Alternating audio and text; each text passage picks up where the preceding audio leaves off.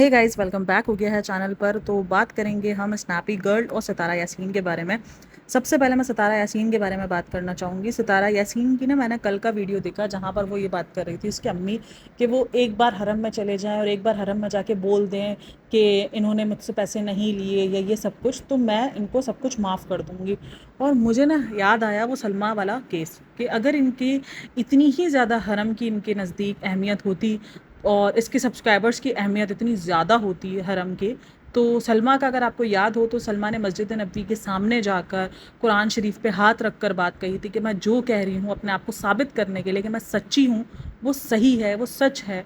तो लोग मान जाते थे। या बिल्कुल, अगर आपको सलमा सितारा वाली वो कंट्रोवर्सी याद हो तो वो हरम वाली ही कंट्रोवर्सी एंड में आई थी और उसने एंड में कुरान शरीफ उठाकर ये बात कही थी कि मैं सच कह रही हूँ और ये सब कुछ जो मैंने कहा है वो सच कहा है।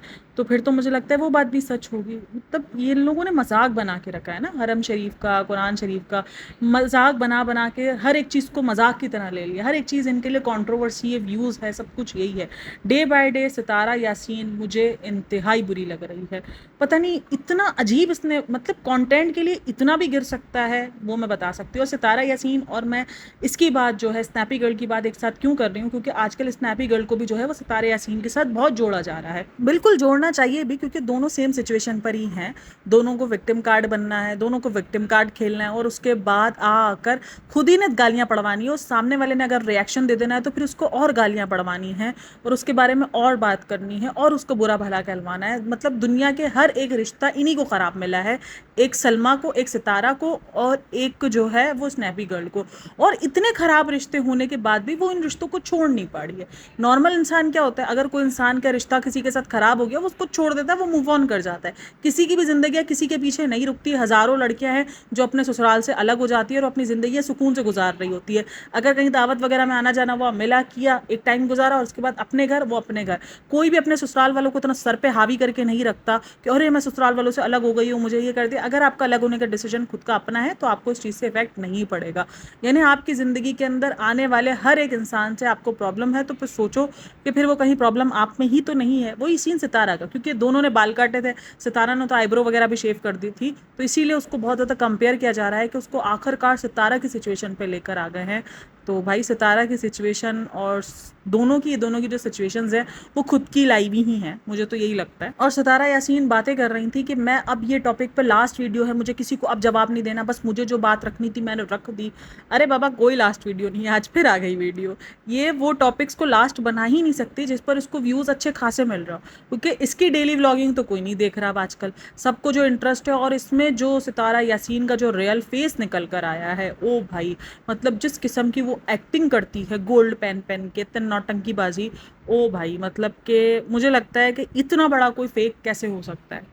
और जो इसके बारे में बात होती रहती है कि ये व्लॉग के सामने कुछ और है और व्लॉग के पीछे वो कुछ और है, इसके घर में चीखम पुकार 24 घंटे चलती रहती है, ये चिल्लाती रहती है, लड़ती रहती है, तो कहीं ना कहीं मुझे लगता है जो जिस किस्म का ये रूप अभी इसका मुझे दिख रहा है ना, तो वहाँ तो मुझे यही लगता है कि हाँ, सब सही बोल रहे, सब सच ही बोल रहे, क्योंकि जिस किस्म की इसकी टोनबाजी चल रही है। आज भी जो इसका व्लॉग आया है जिसमें वो बिल्ले को रख रख के सुना रही है, आओ तुम्हें दादा की बात, मतलब एक दांत भींच के बोलना है ना, वो चीज़ फील हो रही होती है। और वो कहीं ना कहीं लोगों ने कमेंट्स भी किए हुए कि आपने सही बिल्ले का रख के गुलाम चाचा को सुनाया है, और गुलाम चाचा वही जो इसके फिलहाल फादर बने हुए हैं, तो उसी को रख के सुनाया है। तो मतलब सोचो किस किस्म की ये औरत बन चुकी है, और ये नहीं छोड़ेगी भाई, व्यूज़ है। और जो इसके सब्सक्राइबर्स लिख रहे होते हैं ना, हाँ सितारा यासीन अब छोड़ दो, अल्लाह पे छोड़ दो, अल्लाह ताला फैसला कर लेगा, वो नहीं छोड़ने वाली अल्लाह पर, क्योंकि ये कंट्रोवर्सियाँ इसकी खुद की हुई हैं, तो कैसे छोड़ देगी अल्लाह पर। इस कंट्रोवर्सी से इसको व्यूज़ मिल रहे हैं, व्यूज़ से डॉलर्स मिल रहे हैं, तो जब डॉलर्स मिलेंगे तो फिर कैसे छोड़ सकती है, नहीं छोड़ सकती है बिल्कुल कंट्रोवर्सी।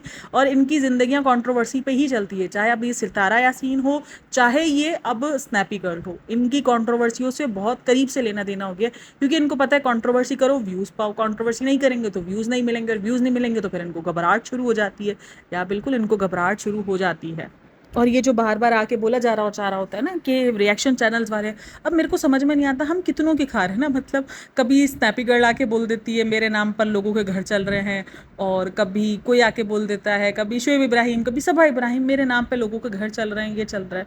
अरे भाई, घर आप लोगों के यूट्यूब से चल रहे हैं, तो मतलब पता है, मुझे कभी कभी लगता है जिसके जिसके साथ ज़िंदगी में जो चल रहा होगा उसको सामने वाला वैसे ही दिखेगा। अब इनके खुद के अगर यूट्यूब से चल रहे हैं तो इनको लग रहा है जो सारे पॉडकास्टर्स हैं इनके घर भी यूट्यूब से ही चल रहे हैं, इनका कोई लेना देना नहीं है, इनमें से कोई शादीशुदा नहीं है, और उनके हस्बैंड्स भी शायद इसी चीज़ पर निर्भर है। ऐसा कुछ नहीं है, हमारे हस्बैंड्स को कितनी इनकम आती है वो भी नहीं पता होती, मेरी कितनी इनकम मंथली बन रही है उनको वो भी नहीं पता होती। वो बोलते हैं, उनको अंदाज़ा भी नहीं होता है, वो मुझे बोलते हैं बस ठीक है तुम्हारी अपनी मर्जी, तुम्हें जो करना हो करो।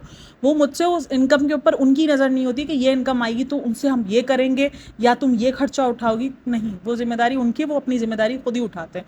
तो ये जो पॉडकास्टर्स को बार बार बोला, अरे पॉडकास्टर को बोले करोड़ों रुपए मिल रहे हैं, भाई करोड़ों रुपए तुम लोग छाप रहे हो, और जब ये करोड़ों जब लाखों में चेंज होते हैं तो हमने तुम्हारी घबराहट देखी है कि तुम्हारी जो घबराहट शुरू हो जाती है ना, हम कंट्रोवर्सियां ढूंढ नहीं रहे होते, जो आप लोग कंट्रोवर्सी कर रहे होते हो हम उसी कंट्रोवर्सी का जस्ट रिएक्ट कर रहे होते हैं। जो कंट्रोवर्सी में आपने मचाई भी होती है ना बस, तो उसमें ये चलना ये करना, भाई चैनल चलाने के लिए कंट्रोवर्सी तो आप लोग कर रहे हो, आप लोगों को कंट्रोवर्सी में जाना पड़ा है चैनल चलाने के लिए। अच्छा, ये सितारा और स्नैपी गर्ल का ना एक ही कॉन्सेप्ट है, पहले उंगली खुद करते हैं और उसके बाद बोलते हैं सामने वाला हमें क्यों रिप्लाई दे रहा है, सामने वाले की बेटी क्यों वीडियो बनवा रही है।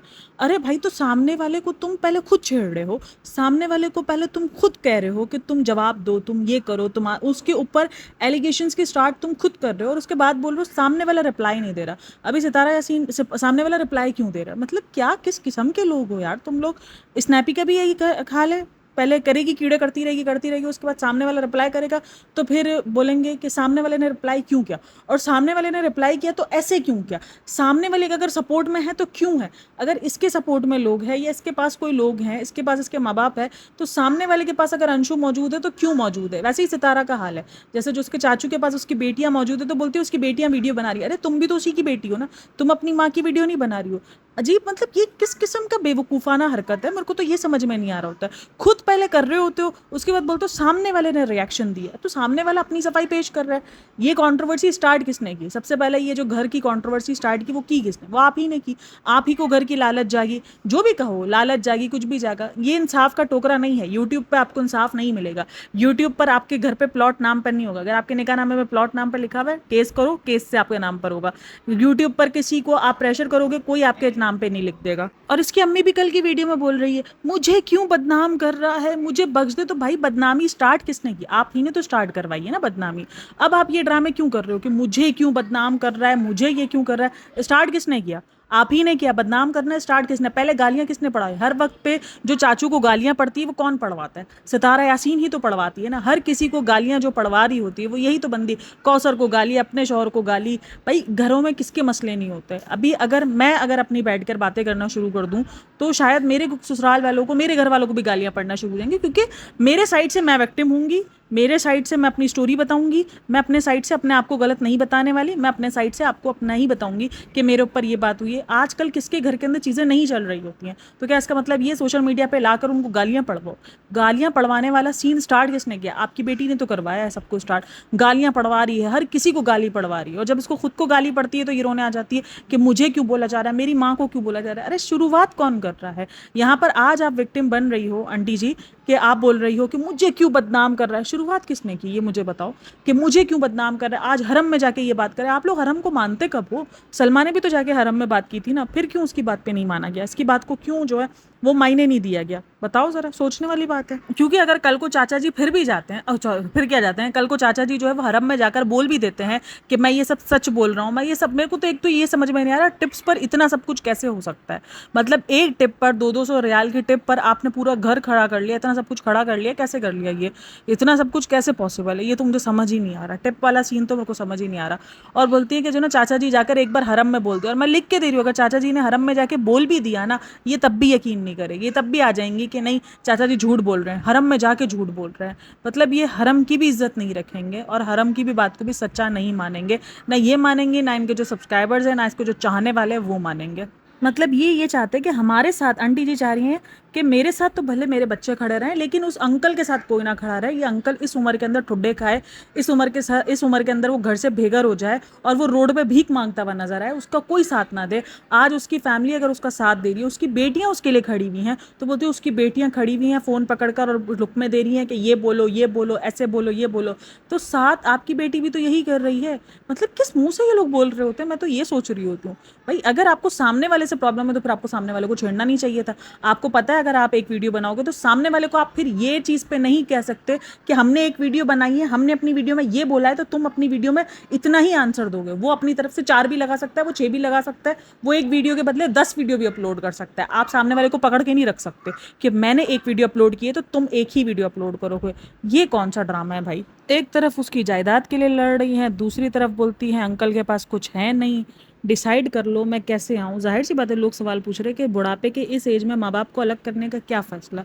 मतलब 15 साल पहले बोलती, अब वो बूढ़ी हो गई तो 15 साल पहले क्या वो बूढ़ी नहीं थी जिसने ऑलरेडी 5-5 औलादें पैदा कर ली? मैंने उसका शुएब का वीडियो देख रही थी, मुझे इतनी हंसी आई ना जब उसने बोला 5 अम्मा की कंवारी अम्मा थी उस टाइम पर, तो क्या कर सकते हैं। मतलब इतनी मुझे हंसी आई है ना। लिटरली 15 साल पहले जो शादी की गई आप लोगों ने, वो क्या सोच के की गई थी? मतलब 15 साल पहले अम्मा बहुत ज़्यादा जवान थी कि अम्मा को उस टाइम पर काम करने में प्रॉब्लम्स नहीं होती थी, उस टाइम पर भी प्रॉब्लम होती थी। और आपके शादी से पहले ही अम्मा जी काम ढूंढ रही थी। सही सीधी सिंपल सी बात है, अम्मा जी पहले ही काम ढूंढ रही थी, अम्मा जी को पहले ही काम की, तो आप लोग उस वक्त भी अपनी अम्मा को नहीं पाल सकते थे।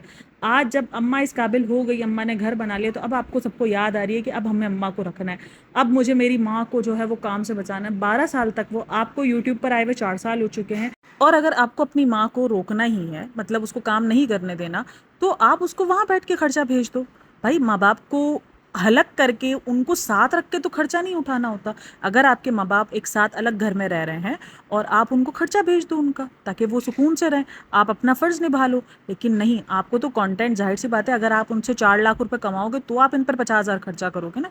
इन व्लॉगर्स का तो यही है भाई, सीधा सिंपल हल है। ये जो इतना मामा कर रही है कि मैं अपनी माँ को काम नहीं करने दे सकती, तो उसका सीधा सा हल ये भी था कि आप अपनी माँ को वहीं रहने देती और आप अपना महीने का खर्चा उनको भेज देती।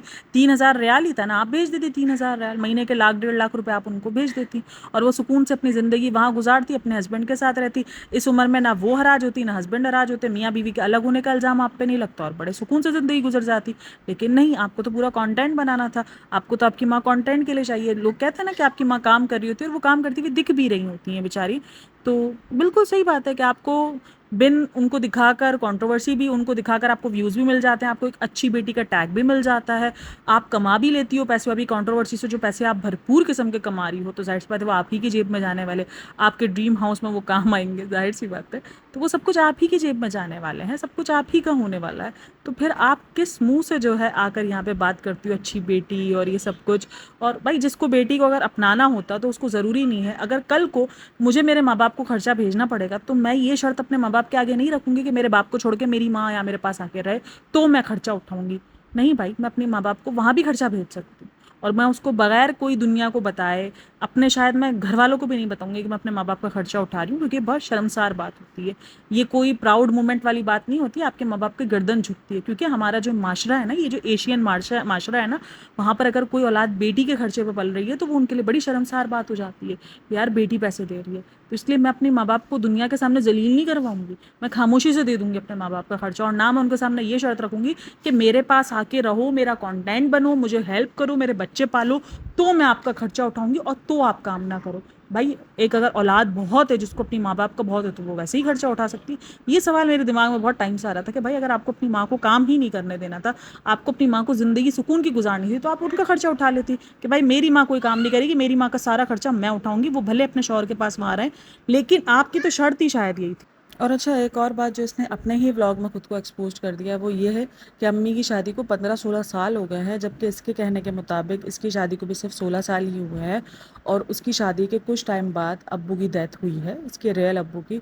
तो फिर लोगों ने सवाल उठाना शुरू कर दिए कि क्या आपकी अम्मी ने इद्दत भी की थी या नहीं की थी, क्योंकि आपको पता है जितनी गंदगी फैली हुई है इस टाइम पर, काफ़ी लोग जो है वो उसकी अम्मी को ले लेके बात कर रहे हैं कि इनका तो पहले ही चक्कर था, ये तो पहले ही बहुत बहुत टाइम तक बैठ के बातें करते थे आपस में, ये दोनों जो देवर भाभी का रिश्ता इनका पहले लग रहा था। अच्छा, कल मुझे कमेंट आया हुआ था कि इसकी जो अम्मी है वो कैसे किसी की सास लग सकती है, अपनी ही बेटी की कैसे सास लग सकती है।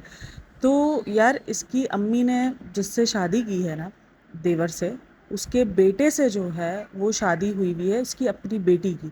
तो इसलिए वो इस तरीके से उसकी माँ भी लगती है और जो है वो उसकी सास भी लगती है। तो ये रिश्ता इनका कन्फ्यूजन वाला है, और इनके बहुत सारे रिश्ते कन्फ्यूजन वाले हैं, जहाँ इनके आपस में रिश्ते इनको अंदाज़ा ही नहीं है कि कौन से रिश्ते जो है वो हलाल वे में आते हैं और कौन से रिश्ते हलाल नहीं होते हैं। मतलब अपने रिश्तों के साथ साथ दूसरों के रिश्तों को भी खतरे में डाल दिया है इन्होंने। तो इस वे से ये इस तरीके से इसका बनता है कॉन्सेप्ट। तो जब शादी की बात हुई है, जब ये जो अम्मा की और ये जो अंकल की शादी हुई, ये चाचू की शादी, तो उस चाचू की और अंकल की शादी को भी यही कहा जाता है कि वो पसंद की शादी। और इवन जो इसके अब्बू के साथ भी जो शादी है, इनको यही कहा जाता है कि जब भी उसके हस्बैंड्स के बाद पैसा ख़त्म होता है तो उसको शादी याद आती है। और आज जब काफ़ी लोग कह रहे हैं कि गुलाम चाचा अब कमाने के काबिल नहीं बचे हैं, तो इसलिए अम्मा जी को अब याद आया है कि अब उनको डिवोर्स चाहिए और अब उनको ये सारी चीज़ें चाहिए। और सितारा पर ये इल्ज़ाम लग रहा है कि सितारा को इंश्योरेंस की रकम चाहिए, सितारा को प्लॉट चाहिए, सितारा को वो घर चाहिए। तो ये सारी बातें हो रही है। भाई अगर आपको एक चीज़ नहीं चाहिए, अगर नहीं चाहिए तो फिर उसका जिक्र क्यों, उसका बवाल क्यों? क्योंकि आपको भी पता है कि एक चीज़ अगर आप सवाल उठाओगे तो 4 सवाल आप पर भी उठेंगे, आपकी अम्मी के ऊपर भी उठेंगे, आपकी अम्मी भी गंदी होगी। आप जितना आगे यूट्यूब पे चिल्ला लो माँ के लिए नहीं सुनूंगी, नहीं, आप किसी की ज़बान नहीं रोक सकते हो। आपकी माँ को गंदा किया जा रहा है और आपकी माँ की पुरानी पुरानी बातों को निकाल के लाया जा रहा है, तो उसका मतलब यही है कि आपकी माँ गंदी होना शुरू हो चुकी है। तो बात घूम फिर कर सारी यही है कि आप ये नहीं किसी की ज़बान रोक सकते हो कि मैंने एक सवाल उठाया तो सामने से उसी सवाल का जवाब आना चाहिए, सामने से और कुछ नहीं आना चाहिए। ऐसा नहीं होता है। सामने वाला अपने तरीके से रिप्लाई करेगा, सामने वाला अपने तरीके से आंसर्स बनाएगा, सामने वाला सब कुछ अपनी मर्जी का करेगा। आपकी मर्जी के मुताबिक सामने वाला नहीं चलने वाला है। तो सितारा यासीन की इस कंट्रोवर्सी के बाद ये जो हरम को बार बार लेकर आना, कुरान शरीफ को बार बार लेकर आना, ये कोई मजाक नहीं है। जो हरम और कुरान शरीफ की बातें आप लोग कर रहे हो, ये कोई मजाक, सीरियसली कोई मजाक नहीं है। इसका कहर अगर पड़ गया ना तो आपको अंदाज़ा भी नहीं है, आपकी नस्लें तक गर्क हो सकती हैं, आपकी नस्लों का बेड़ा गर्क हो सकता है। मतलब हर चीज़ आपके लिए व्लॉग्स है, आपके लिए कंट्रोवर्सी व्यूज़ है, आपके लिए कंटेंट है। हर एक चीज़ आप लोग के लिए कंटेंट है, हर एक रिश्ता आप लोग के लिए कंटेंट है। मुझे कभी कभी लगता है व्लॉगिंग इस टाइम पर सबसे बुरी जो है वो नीश बन चुकी है यूट्यूब पर, क्योंकि व्लॉगिंग अब नॉर्मल व्लॉगिंग चलना बंद हो चुकी है, क्योंकि अब लोग बोर हो चुके हैं ना। आपका खाना पीना शॉपिंग देख देख के अब लोग बोर हो चुके हैं। तो अब लोग जो है वो कंट्रोवर्सियों पर ज़्यादा व्यूज़ देते हैं, तो इसलिए अब हर कोई एक अलग किस्म की कंट्रोवर्सी लेकर आता है जो गंद से गंदी तरीन होती है। अलग अलग किस्म की कंट्रोवर्सियाँ लाना, अलग अलग किस्म की बातें करना, तो यही आपको सब कुछ मिलेगा। और मुझे हैरत हो रही है ये सब कुछ देखने के बाद। पता है, मुझे हैरत होती है कि आप अपनी माँ को कैसे ऐसे जलील करवाने के लिए पेश कर सकते हो। मतलब कैसे, आप जिस माँ के लिए आप इतना लड़ रहे हो, जिस माँ के लिए आप इतना तड़पे हो कि मैं अपनी माँ को काम नहीं करने दूंगी, और आप उसी माँ को बैठ के यूट्यूब पर जलील ख्वार करवा रहे हो, उसको गालियाँ पढ़वा रहे हो, उसकी पूरी जो है वो कैरेक्टर की धज्जियाँ उड़वा चुके हो आप। सॉरी टू से, ऐसी बेटी हो तो फिर दुश्मन की ज़रूरत नहीं होती, जहाँ तक मुझे यही लगता है। ओके जी, वीडियो अच्छी लगी हो तो like share and subscribe my channel, comment में अपनी राय मुझे लाजमी देना, और बस अपना बहुत सारा ख्याल रखना। मिलते हैं नेक्स्ट वीडियो में, तब तक के लिए टेक केयर, बाय बाय, अल्लाह हाफ़िज़।